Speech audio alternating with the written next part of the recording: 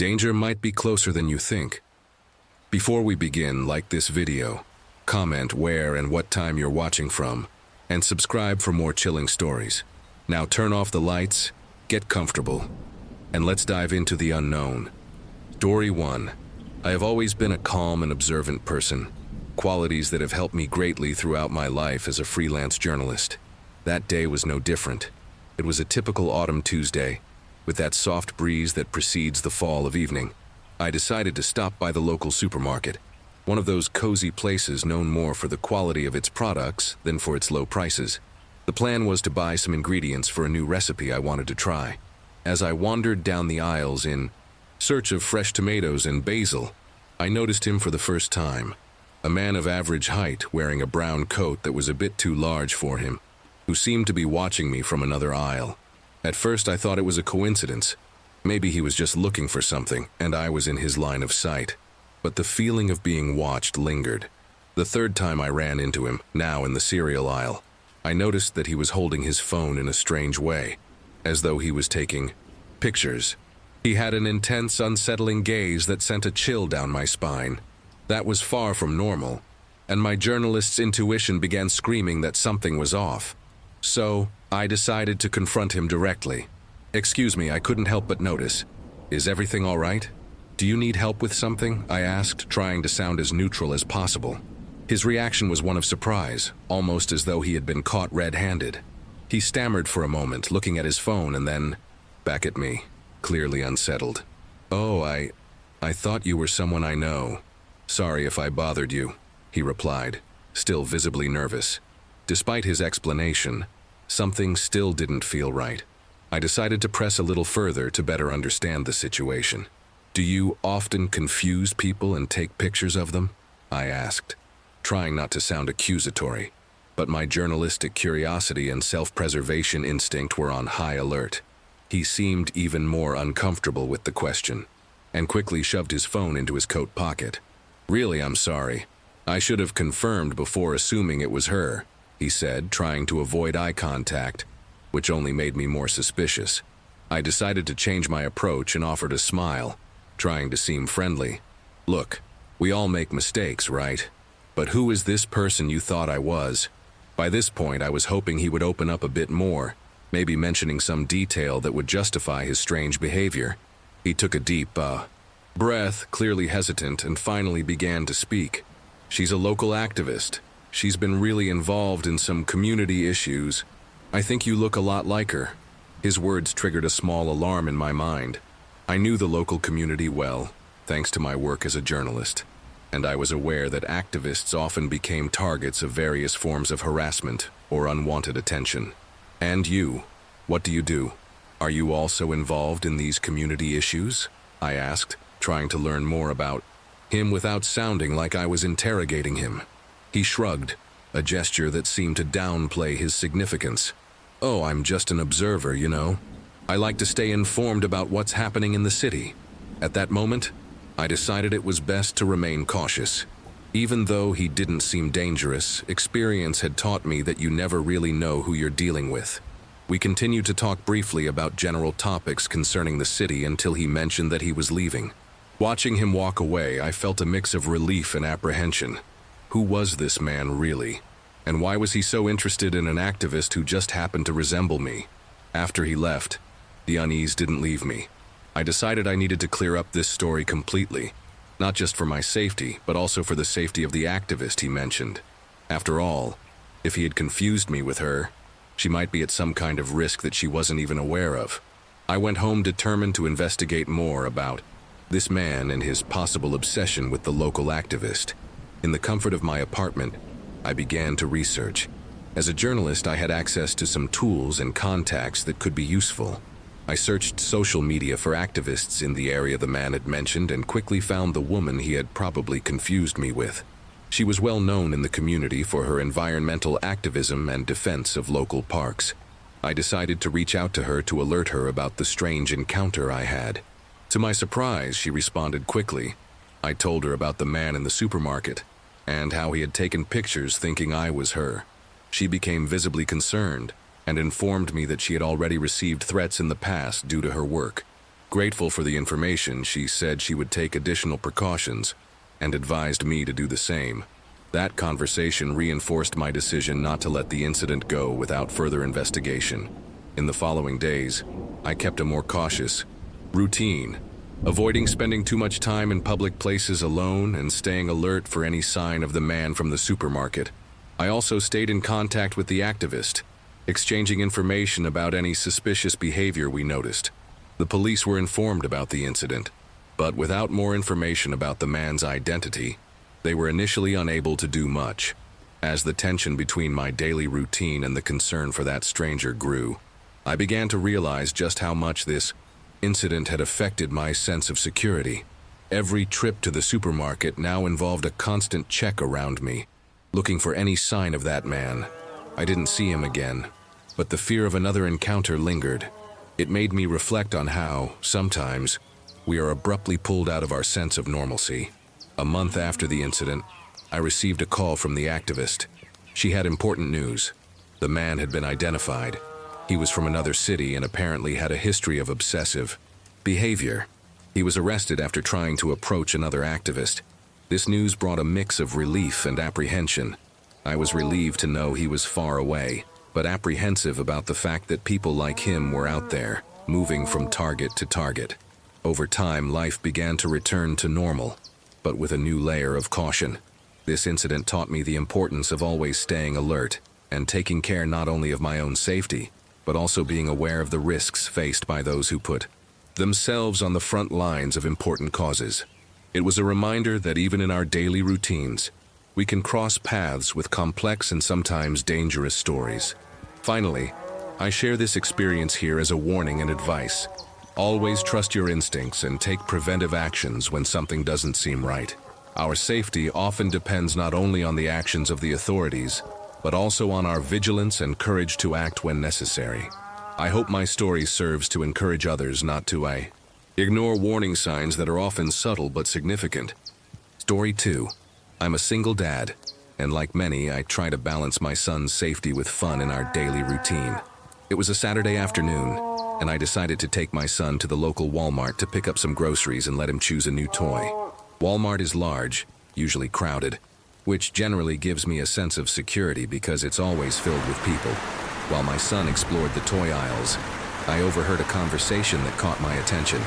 A man's voice was speaking softly, almost whispering, and a child responded hesitantly. At first, I assumed it was a father talking to his son, but something about the interaction felt strange. The man was talking about taking the child to see puppy dogs. I stopped my cart and carefully approached, trying not to seem threatening or overly curious. The man was of average height, wearing a plain shirt and jeans with a smile that seemed a bit forced. The child, a boy wearing a baseball cap turned backwards, was looking around, possibly searching for someone familiar. I didn't see any adults who seemed to be with them, which increased my suspicion. I decided I couldn't just observe. I walked up to them and casually asked if everything was all right, trying to insert my presence into the situation without alarming the man. He quickly turned around, surprised by my approach. The boy gave me a look that mixed confusion and relief. "Oh, we were just talking about some puppies my dog had recently," the man quickly and shallowly explained. Despite the man's seemingly innocent explanation, something in his voice didn't completely convince me. I kept a friendly but firm demeanor. "That's nice. Puppies are always a joy," I replied, trying to sound casual. "My son loves dogs. Where are the puppies? Maybe we can visit them sometime." My intention was to probe further, see if his story held up. The man seemed a little thrown off by my offer. He stammered before responding. "Oh, they're at my house, but they're not ready for visitors yet. Maybe another time." As he spoke, I noticed his gaze shift towards the store's exits, as if calculating the best route of escape. The boy, meanwhile, seemed increasingly uncomfortable, tugging lightly at the man's sleeve as if wanting to leave. At that moment, I decided it was necessary to act more assertively to ensure the child's safety. "Are you a friend of his family?" I asked, turning my attention to the boy. "What's your name?" The boy hesitated, glancing at the man, before answering. When he finally spoke, his voice was so quiet that I barely heard it. "Lucas," he said. and something in the way he looked at the man beside him made me feel a rising urgency. Taking advantage of a moment when several people walked by us, I spoke loudly enough for others nearby to hear. "Lucas, does your dad know you're here?" The question seemed to surprise both the boy and the man. Lucas shook his head, and before the man could intervene, a woman from the aisle next to us, who apparently recognized the tense situation, approached and asked if something was wrong. The presence of the woman seemed to heighten the tension, and the man quickly tried to cover up, smiling nervously. "Everything's fine. We're just talking here," he said, trying to appear calm. However, his discomfort was evident. The woman, sensing that something wasn't right, looked at me and then at Lucas, who now seemed visibly agitated. "Lucas, do you know this man?" she asked the boy directly. The man tried to interrupt, but the woman ignored him, keeping her focus on the boy. Lucas hesitated for a moment before answering, and when he did, his voice was trembling. "No, I was just looking at toys and he started talking to me," he said, finally revealing the truth. Immediately, the woman took out her phone and began dialing, presumably for Walmart security or the police. The man, realizing the situation was rapidly slipping out of his control, began to back away, muttering something about a misunderstanding. Not wanting to let him slip away so easily, I grabbed his arm, making sure he wouldn't leave before security arrived. Tension quickly escalated as we waited. Lucas was now standing next to the woman, who gently talked to him to keep him calm. The man tried to convince me to let go of him, saying it was all a misunderstanding, but the firmness of my grip and the concerned expressions of the people around made it clear that no one believed his words. Finally, Walmart security arrived, along with 2 officers who began questioning everyone involved. The police separated the man to interrogate him away from Lucas, while one of Walmart's security guards stayed with us, ensuring the boy's safety. The woman, who introduced herself as Clara, a nurse who was off duty, continued to comfort Lucas. She had a very maternal and soothing manner, which helped calm the boy amidst the chaos. Meanwhile, I answered the officers' questions, explaining how I noticed the strange interaction and decided to intervene. I felt something was wrong, I told the officers, and I couldn't just ignore it. The police took everything down carefully, praising my vigilance and quick action, which possibly prevented the situation from escalating further. A few minutes later, a hurried woman entered Walmart, visibly worried. It was Lucas's mother, who had been contacted by Walmart staff. She rushed over to her son, hugging him tightly as tears streamed down her face. Grateful, she thanked me and Clara repeatedly. "I don't know how to thank you for looking after my son," she said, relieved to find him safe. After Lucas's mother gave her statement to the police, the man was taken by the police for further questioning, and the Walmart manager thanked us for our vigilance and care for the community. Lucas and his mother left together, visibly relieved, while Clara and I watched, feeling a mixture of relief and sadness over what had occurred. The incident made me reflect on the importance of community and always being alert, not just for ourselves but for those around us. Story 3. After a long overnight shift at the hospital, I was exhausted and could only think about getting home and resting. I work as a nurse at a large hospital in the city, and nights can be particularly draining. That night was no different, and when I finally finished my shift around 3 a.m., I hurried toward the parking lot of the adjacent Walmart, where I usually parked due to a lack of spaces at the hospital at night. When I reached my car, an old sedan that had seen better days, I tried to start it, but the engine only made a clicking sound, refusing to start. Sighing in frustration, I grabbed my phone to call a tow service, but I noticed the battery was almost dead. As I dialed, I felt that heavy silence of the nearly empty parking lot, interrupted only by the occasional buzzing of Walmart's neon lights. That's when I noticed a figure circling the area. At first, I thought it might be a security guard or someone else who was also having car troubles. However, as the figure got closer, I saw it was a man of average height, wearing a hood and a dark jacket, which was unusual for a night that wasn't too cold. He seemed to be walking aimlessly, but gradually he was moving closer to where I was. My heart raced as he got close enough for me to see his face under the dim light. He had a scruffy beard and a look that didn't seem friendly. When he noticed me watching him, he stopped and pretended to check a car next to mine. Trying not to show my nervousness, I continued, speaking on the phone with the tow company, explaining my location and situation, while keeping an eye on the man. As I waited for the tow truck, the man began approaching again, this time with a posture that suggested false concern.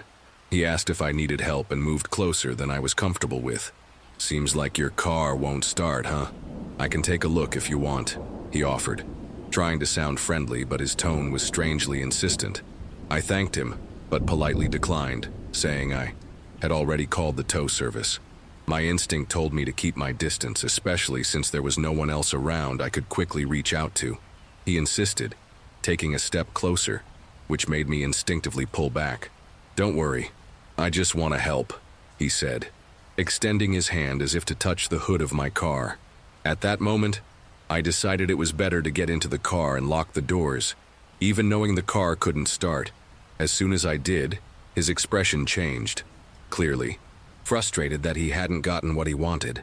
I watched as he slowly walked away, but he still lingered in the parking lot, moving restlessly and sporadically. The tension didn't ease until I saw the lights of the tow truck entering the parking lot. The man, noticing the tow truck's arrival, gave one last look in my direction before quickly walking toward a different exit of the parking lot. The tow truck driver, a sturdy and attentive man, noticed my anxiety and asked if I was okay. Quickly explained the situation, and he kindly offered to stay until my car was safely towed and I was on an Uber home. As the tow truck loaded my car, the driver, named Tom, stayed with me, talking to me to keep me calm. He mentioned that he had seen suspicious behavior in the parking lot during late-night hours before, and recommended always asking for help inside Walmart before leaving alone, especially at night. His friendly presence and practical advice helped me regain some emotional balance after the scare. Before leaving in the Uber, I took a moment to note the man's description and report it to the Walmart manager who was starting his shift. They promised to review security footage and increase surveillance during closing hours, thanking me for the information. Feeling a bit safer for having done something concrete about the situation, I headed home still shaken, but grateful to have avoided potential danger. When I got home, the first thing I did was make sure all the locks and windows were secure. Despite my exhaustion, sleep was slow to come, as my mind replayed the events of that night. The incident was a harsh reminder that, even in familiar places, we must always be alert and never fully let our guard down. In the days that followed, Walmart contacted me to inform me that they had identified the man from the security footage, and he was known in the area for suspicious behavior. They had increased security during the night and assured me they would be more vigilant in protecting customers and employees. This experience reinforced the importance of listening to my instincts and taking precautions, no matter how tired or distracted I might be. Story 4. After a long day at work, I decided to stop by Walmart before heading home. It was late, and with Walmart's extended hours, it was one of the few places still open. The store was calm, which I appreciated, as it allowed me to quickly do my shopping without dealing with crowds. I was exhausted, but needed to grab a few essential items before I could finally relax. As I walked down the nearly empty aisles, I noticed an older man wearing a worn-out overcoat and a shabby hat, who seemed to be in every section I passed. At first I thought it was a coincidence, but the frequency with which our paths crossed began to make me uncomfortable. He seemed to deliberately prolong his time next to me, choosing items slowly, but never actually putting them in his cart. When I reached the canned goods aisle, he approached and struck up a conversation. "Cold night to be out, isn't it?" he commented, smiling as if trying to be friendly. I decided to be polite and responded briefly, hoping the conversation wouldn't go on too long. However, he continued, talking about the weather and gradually shifting to topics like local politics and recent events in the city. The conversation wasn't threatening, but his insistence on keeping the dialogue going and the way he tried to get closer with each comment made me feel increasingly anxious. When I mentioned that I needed to continue my shopping, he offered to walk me to my car, claiming it was dangerous for a woman to be out alone. At this hour, I politely declined, saying I was fine and didn't need help. Despite my refusal, he insisted, following me as I quickly made my way to the checkout. "Really, it's no trouble. Better safe than sorry," he said, maintaining a distance I considered uncomfortably close. The sensation of being followed inside the very Walmart I was shopping at made me quicken my pace, eager to leave the store and get into the safety of my car. At the checkout, he was still there, just a few steps away, watching as I placed my items on the conveyor belt. The cashier, noticing my unease, gave me a questioning look, which I responded to with an expression that I hoped conveyed some of my discomfort. Fortunately, the cashier seemed to understand, speeding up the checkout process and asking if I would like someone to accompany me to my car. I thanked them and accepted the offer. When the Walmart security guard approached, I quickly explained the situation in a low voice. Seeing that I was being accompanied, the man stopped, his face showing a mixture of frustration and surprise. He muttered something inaudible and walked toward the opposite exit. As I walked to my car with the security guard, my mind raced with questions about the man's intentions. The security guard, a tall and attentive young man, commented that it's always important to be alert, especially at night, and that I had done the right thing by asking for help. He assured me he would watch until I left the parking lot, which gave me a brief but significant sense of security. Once inside my car, I immediately locked the doors and took a deep breath, trying to calm my racing heart. The security guard remained standing, watching as I started the car and drove out of the parking lot. In the rearview mirror, I saw his figure retreating into the darkness, lit only by the parking lot lights. His presence until the last moment gave me the confidence I needed to feel safe leaving the area. Driving home, I reflected on the incident, thinking about how seemingly normal situations can quickly turn threatening. The interaction made me realize the importance of staying alert and not hesitating to ask for help when something doesn't feel right. I was grateful to have had the intuition to speak to the cashier and for the Walmart security being available to assist. When I got home, I made sure to check all the locks and ensure the windows were secure. Although I was safe now, the event left its mark, a reminder that I must always stay alert. I decided that in the future, I would do my shopping during the day or with company, especially if I needed to go at night. The incident also motivated me to attend a self-defense workshop offered in my community. It was essential not only to rely on others for my safety, but also to be capable of defending myself if necessary. This experience reinforced my resolve to never ignore my intuition and always take proactive precautions for my safety. After a long overnight shift at the hospital, I was exhausted and could only think about getting home and resting. I work as a nurse at a large hospital in the city, and nights can be particularly draining. That night was no different, and when I finally finished my shift around 3 a.m., I hurried toward the parking lot of the adjacent Walmart, where I usually parked due to a lack of spaces at the hospital at night. When I reached my car, an old sedan that had seen better days, I tried to start it, but the engine only made a clicking sound, refusing to start. Sighing in frustration, I grabbed my phone to call a tow service, but I noticed the battery was almost dead. As I dialed, I felt that heavy silence of the nearly empty parking lot, interrupted only by the occasional buzzing of Walmart's neon lights. That's when I noticed a figure circling the area. At first, I thought it might be a security guard or someone else who was also having car troubles. However, as the figure got closer, I saw it was a man of average height, wearing a hood and a dark jacket, which was unusual for a night that wasn't too cold.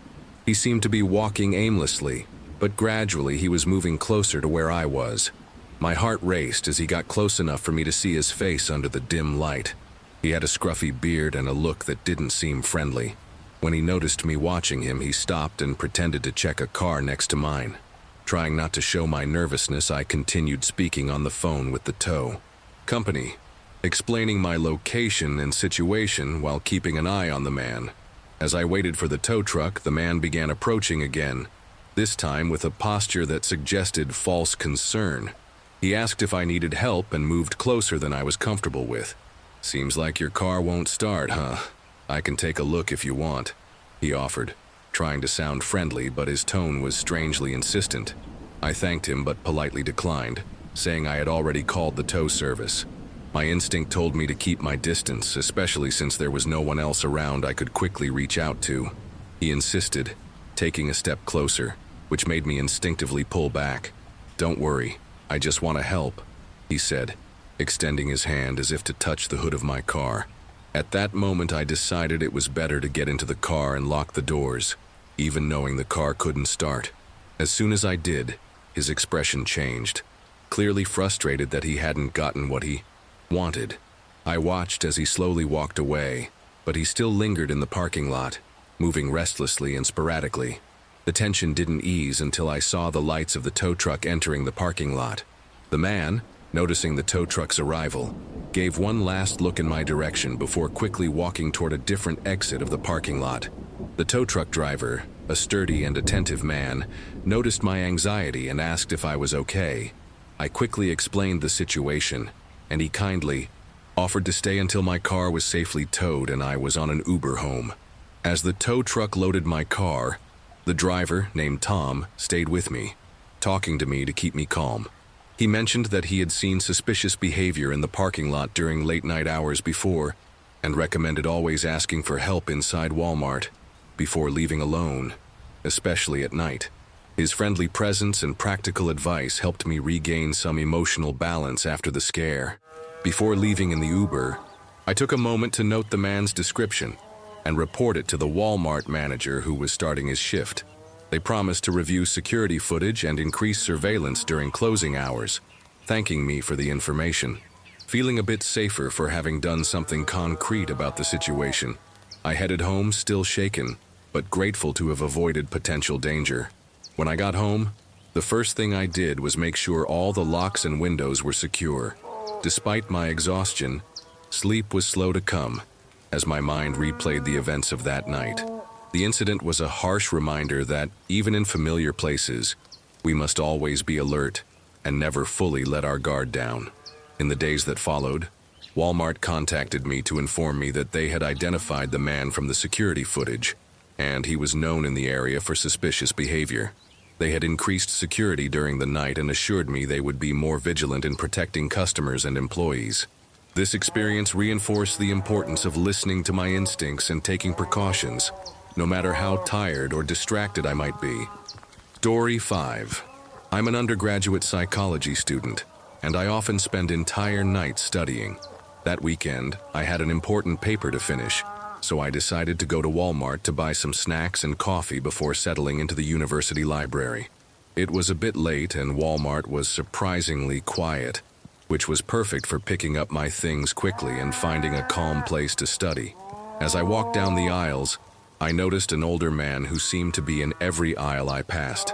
Initially, I thought it was a coincidence, or that he was doing some late-night shopping like me, but as I continued on my way, he always seemed to be at an observable distance, which started to make me uncomfortable.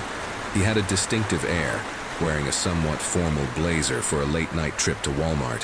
When I reached the beverage aisle to grab my coffee, he approached and struck up a conversation. "Do you prefer to study at night too?" he asked, pointing to the coffee in my hand. I answered politely, but kept the conversation brief, hoping he would take the hint and let me continue my shopping in peace. However, he didn't back off. His persistence in keeping the conversation going and his behavior of following my steps made me become more alert. I decided to confront him directly. "Excuse me, but I'm trying to do my shopping quickly. Is there something specific you need?" He seemed surprised by my frankness, but quickly recovered, keeping his forced smile as he replied, "Oh, sorry if I'm bothering you. I just thought you looked like someone I know." His response didn't lessen my sense of discomfort, but I decided to give him the benefit of the doubt and continued my shopping, trying to put some distance between us.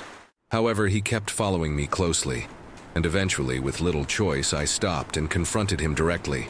"Are you following me?" I asked, my voice carrying a mix of irritation and concern. He seemed genuinely surprised by the accusation and quickly pulled out a business card, handing it to me. "I'm a private investigator," he explained, "and honestly, I thought you were the person I'm looking for. She looks a lot like you, at least in the photos I've seen." That explained his behavior. but it didn't entirely ease my anxiety. I checked the card, which seemed legitimate, and noticed the name of the agency he worked for. "I'm really trying to locate a woman who's crucial to a case I'm working on," he continued, his tone now more serious and less evasive. "Sorry if I made you uncomfortable. That wasn't my intention to scare you." He showed me a picture of the woman he was searching for on his phone, and I couldn't help but notice the striking resemblance between us. Still a bit skeptical, but feeling more at ease with his explanation, I asked him more about the case, keeping a safe distance.